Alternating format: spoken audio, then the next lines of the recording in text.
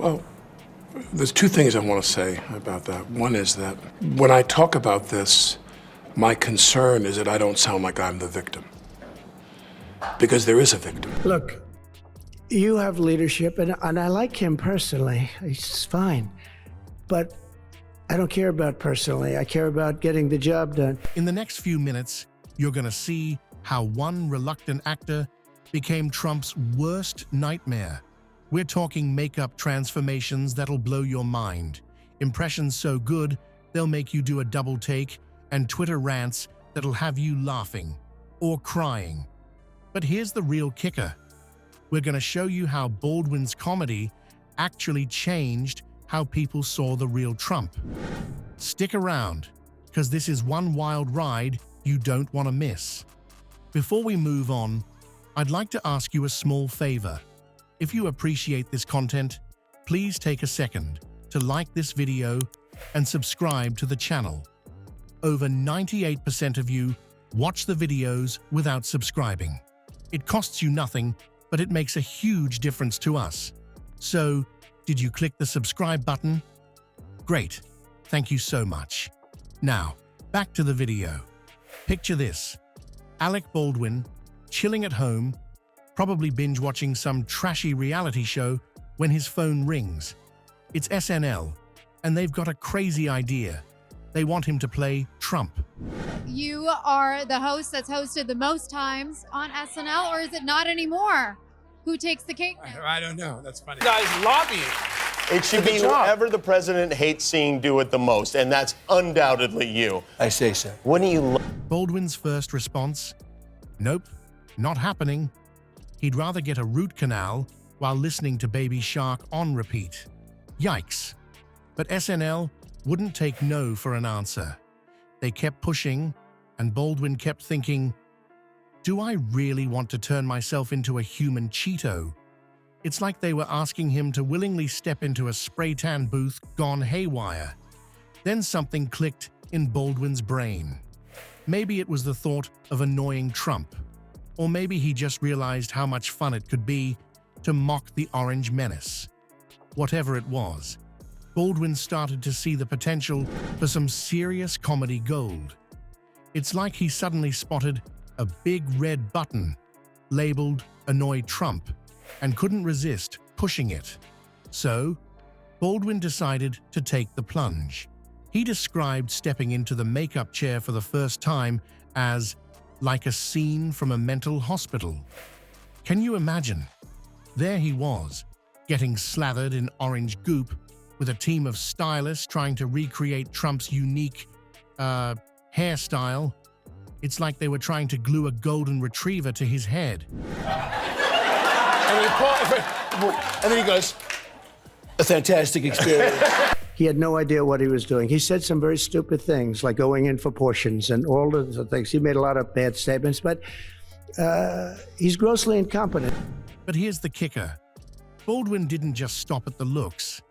He really committed to nailing Trump's mannerisms. He said, I just said to myself, eyebrow up. I tried to stick my face out, my mouth out. It's like he was trying to do facial yoga and speak like he had a mouthful of marbles at the same time. Talk about dedication. Now here's where it gets interesting. Political satire isn't just about making people laugh. It can actually change how people think. So Baldwin might have stumbled onto something bigger than just a funny impression. He wasn't just becoming Trump's twin. He was becoming Trump's personal nightmare. All right, folks, grab your popcorn because the Trump-Baldwin show is about to get wild. When Trump saw Baldwin's impression, he went ballistic faster than you can say covfeef. It was like watching a toddler throw a tantrum after someone stole his favorite toy. Except this toy was a golden wig and a spray tan. And a long time before that, this could have been settled very easily. Just a half-baked negotiator could have settled this years ago. Who's on the internet, it's interesting how there are people who, now that he's not going to the White House Correspondents' Dinner, there are people who are lobbying to play Trump at the White House Correspondents' Dinner. Trump, being Trump, didn't just sit back and take it. Oh no, He fired up his Twitter fingers and started typing away like a man possessed. He called the show unfunny and said Baldwin's portrayal stinks. Classic Trump move, right? It's like he's got a wheel of insults he spins every morning to decide who he's gonna trash that day. But here's where it gets juicy. Every time Trump complained, more people tuned in to watch. It's like he became Baldwin's personal hype man without even realizing it. Trump's angry tweets were basically free advertising for SNL. Talk about a backfire. You see, there's this funny thing about negative publicity. It can actually make people more interested. It's like when your mom tells you not to eat the cookies, and suddenly those cookies become the most delicious thing in the world. Whenever you do Trump, he'll sit there and go, these people, they're great people, they're fantastic people. And I just want to say working with them was... Sources I really wouldn't concern myself about, but a couple that I did concern myself about, where there were these authoritative statements about this is what happened. Trump's rants created this crazy feedback loop of comedy and outrage. The more he tweeted, the more popular Baldwin's impression became. It got so intense that Baldwin went from being just an actor to becoming a full-blown political commentator. People started looking to his portrayal for insights into Trump's behavior. It's like Baldwin became the Trump whisperer, translating orange speak for the masses. The whole thing turned into this never-ending game of ping-pong.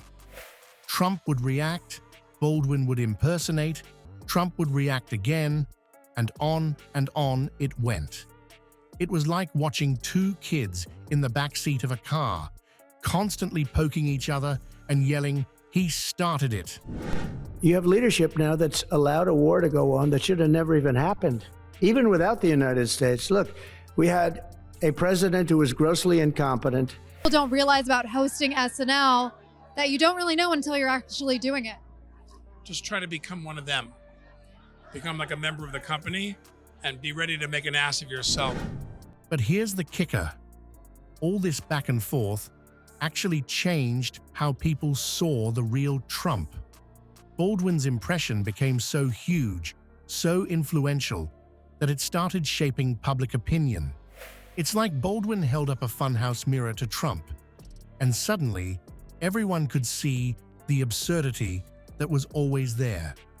All right, folks, let's talk about the Baldwin-Trump comedy extravaganza that's been playing out on our screens.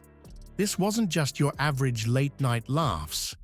Oh no, it was way more than that. Baldwin's Trump impression didn't just tickle our funny bones, it actually changed how we saw the real Trump. But you got to try to think of who he is. And I've said this countless times, like, to me, Trump was someone who, he's always searching for a stronger, better word, and he never finds it.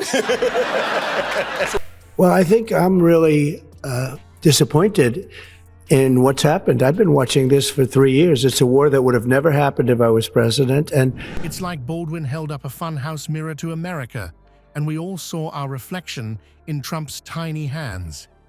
But here's the kicker. Experts say Baldwin's portrayal of Trump has left a lasting mark on American politics and comedy. It set the bar for how we poke fun at politicians and how we react to them. It's like Baldwin accidentally stumbled into being a political commentator while he was busy making us laugh. Talk about a plot twist. So, who's the real winner in this comedy showdown?